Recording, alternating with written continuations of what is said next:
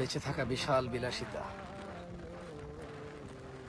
বেঁচে থাকা এমন বিলাসিতা,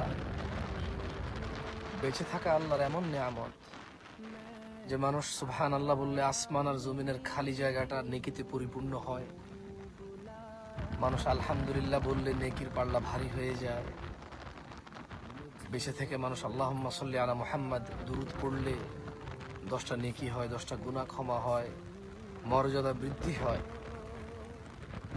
ওর প্রতি রহমত নাজিল হয় 10 বার। বেঁচে থাকলে ফজরের 2 রাকাত সুন্নত আদায় করলে দুনিয়াতে যা আছে এর চেয়ে বেশি কিছু পাওয়া যায়।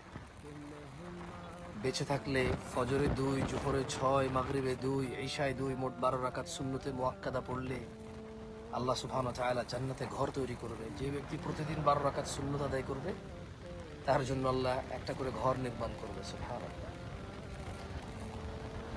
বেঁচে থাকলে সাদাকা করা যায়, বেঁচে থাকলে মানুষের উপকার করা যায়, বেঁচে থাকলে আল্লাহর প্রশংসা করা যায়, বেঁচে থাকলে লাউ বালাগাত যুনুবুকা আনানাস সামা, যদি মানুষের গুনাহ আসমানের মেঘমালা পর্যন্ত ছয়, সুম্মা ইস্তাগফারতানি, আল্লাহ বলছে তারপর যদি সে আমার কাছে মাপ চায়, গফারতু লাক, আমি তাকে ক্ষমা করব, ওয়ালা উবালি, কারো পরোয়া করব না।